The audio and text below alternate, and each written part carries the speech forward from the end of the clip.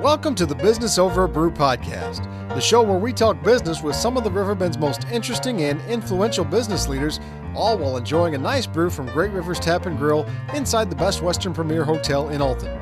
Today our guest is Chuck Tucker with Tucker's Automotive and Tire in Godfrey. He'll tell us about his journey of starting in the industry at his dad's shop in the early 70s, all the way up to opening his own place in Godfrey last year. So let's get to it. It's the Business Over a Brew podcast from the Great Rivers Tap and Grill.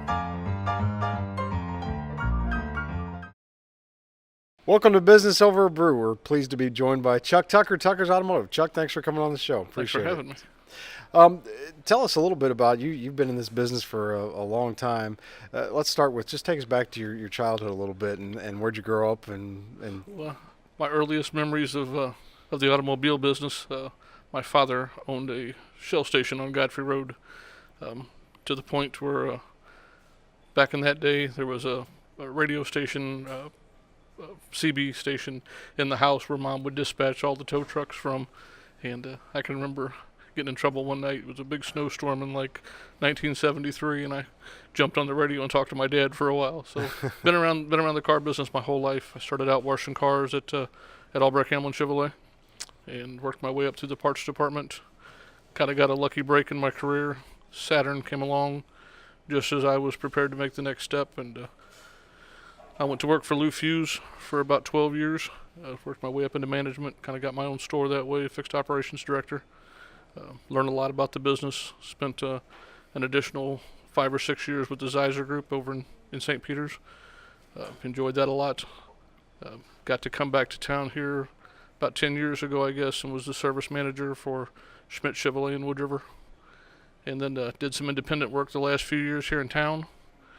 And had a little bout with cancer a few years ago. Always thought about doing this. Right. Never had the guts. That'll change your outlook. It was time. Got everything healed up and decided to step into the deep end. So here I am. So what is a situation where you just thought, every day is precious and there's maybe not as many as you think, and so I'm going to take this chance and do it? As experienced as I was in my line of work, I still had, what ifs. You've worked your whole life, and to take that nest egg and invest it into a new business at 47 years old, right? It's quite the plunge, but I don't know. It just kind of changed the way I looked at things. Things aren't as scary as they used to be. What's the worst that could happen kind of attitude, right. I guess. Right. And you mentioned your dad. You kind of grew up racing with your dad, and that was always involved in that, right? That was my entire youth. We traveled all over the place, going to races. When I moved out of home, bought my first house, I decided I wanted to try driving a race car for a while, so we built a UMP modified, and I drove that for 4 or 5 years. Realized that maybe I was a better car owner than I was a car driver. So we ended up, towards the end of my career, having 2 teams. We traveled extensively, had a lot of fun with it. That was something that my dad and I did a lot together. Pretty much every weekend we were gone somewhere for 2 or 3 days. A lot of fun with the family, and the friends all traveled with us. They were all involved with the cars. What was your scariest moment driving a car? So, a race car. Let's qualify it, I guess. I'm going to use my scariest and my most embarrassing all in the same shot. All right. I actually lost the team in a fire in Wentzville, Missouri. We had the car down, getting some suspension work done to it, trailer and all, and the facility burnt. Insurance doesn't cover race cars, so I kind of walked away at that point. Couple of years, high stress work. Friends kind of going on me. You need some kind of we need to go back to what we used to do, an outlet. Yeah. So we bought another race team, and I was going to go back to driving. Well, I didn't want my first driving experience to be here in front of everybody I knew, so we packed up the hauler and headed to West Plains, Missouri. Myself and the 2 new car owners that bought in with me, and my father. And I practiced for about 30 laps or so. Kind of felt like I had my hand wrapped around things again. The track was kind of changing, so we came in and tried a different tire compound, went back out, and they're on the radio telling me, don't forget, hard tire is going to take a while for it to come in. Yeah. Got it, yeah. About 5 laps later, I stuffed it in the fence in turn 1 hard with the driver's side of the car. And not only was that probably the hardest wreck I ever took, quietest ride home with the two new owners in the hauler. And I got fired from a car that I owned a third of at a truck stop somewhere on Highway 44 eating dinner. Oh, shoot. After that, Steve Shive drove one of the teams for us, and Tommy Seats drove the other. Had a lot of success, had a lot of fun. Two great guys. Would have thought that I would have raced the rest of my life, but I lost my father 6 years ago, and I couldn't get over not having him around with that. It's like you hear about guys Just that fish and don't want to. Right. We'd be at the shop and do something neat to one of the cars, or we'd buy a new car and I'd reach for the phone to call my dad, or we'd win a race and go up and get the trophy picture, and I'm looking around for my dad, and that just it got to where it was more than I wanted to be. Sure. So after the only thing I've ever done in my life, that's what our sporting has been since. And when you have a race team, it's 3 or 4 nights a week in the shop, and then you're gone all weekend racing. Went out and bought myself a nice new boat, and trying a little something different. A different outlet, a little more relaxing outlet, I guess, maybe. So now I've opened a business, and I'm hoping I get to see the boat this year. Sure, It's in Mountain Home, Arkansas, on Lake Norfolk. So I'm hoping that at least I get away for a weekend to go see that I still have a boat. Okay, my brother goes down there all the time. That's interesting. Beautiful. Tell us a little bit about opening the business.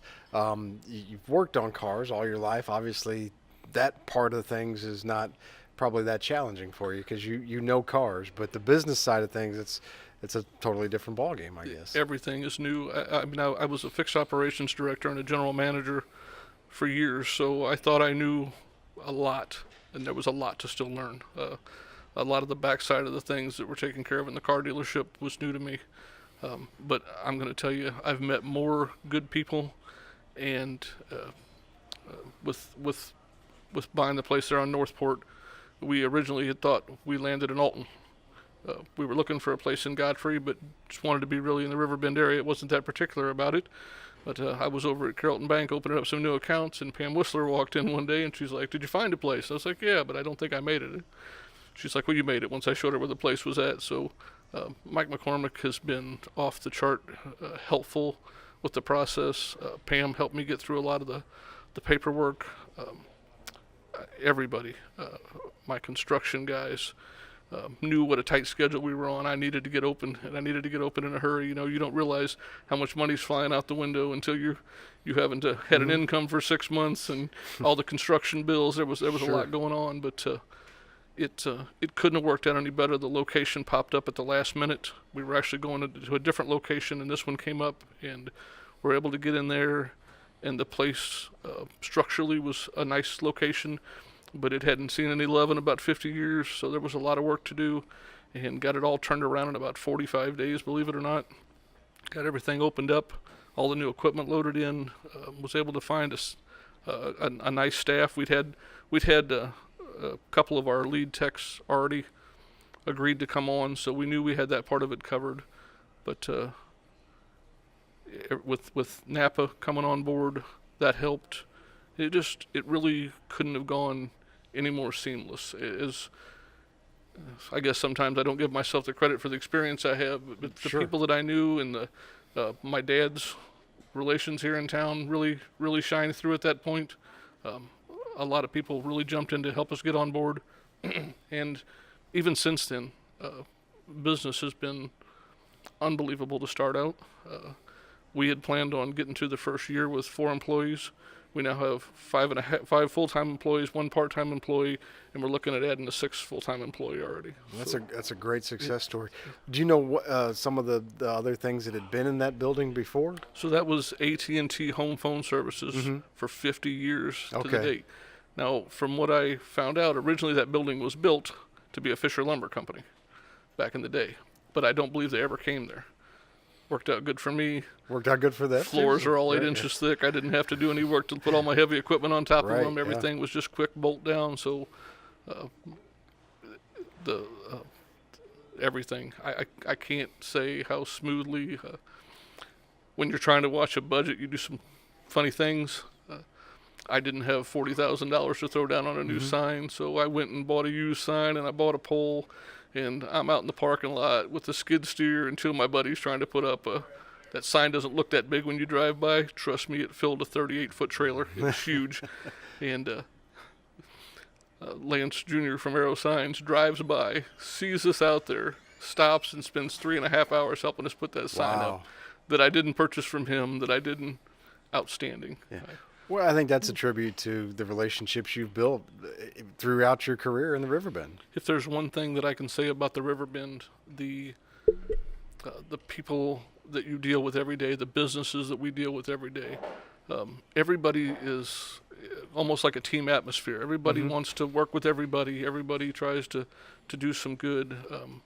We've had a great relationship with Woodman Collision. They've been wonderful since we opened up, and lots of people that I hadn't even known through my career have really stepped up and gone out of their way to do business with us. It's been really nice. I'm sure throughout your career at other places, working for other people, you thought, boy, when I get my own shop, I'm gonna do it differently. What were some of those things? You know the funniest part about what you're saying, Nick.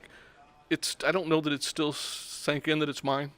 I worked so hard for the people that I worked for throughout my career that I guess I treated it like it was my own when I unlocked the door in the morning. And once in a great while, I'll be there on a weekend or a Sunday trying to get caught up a little bit, and I'll kind of stop and look around where I'm not running at 100 mile an hour. Right. And you're kind of like, this is us. I really did it. You know, I still don't think that on a normal day's business, I don't think like that. But once in a while, on a slow day, you just kind of get to stop for a second. It sinks in. But there's lots of things that you see, especially when I was younger, that I would see employers do, and I'd think, I don't know if I agree with that. Right. And you put yourself on the other side of the desk, and all of a sudden, Oh, now I get it. that's right. a pretty good idea. Sure. Talk a little bit about technology has obviously changed your business in a lot of ways since 1973 when you were working at your dad's station. What are some of the things obviously there's got to be a lot of education on your part to keep up. It is changing so rapidly.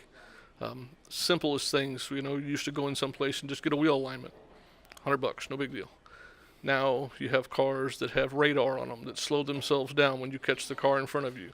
They have lane control to where if you those are all cameras and radar, and all that not only do you have to adjust the suspension on the car now, all of that has to be adjusted back in as well.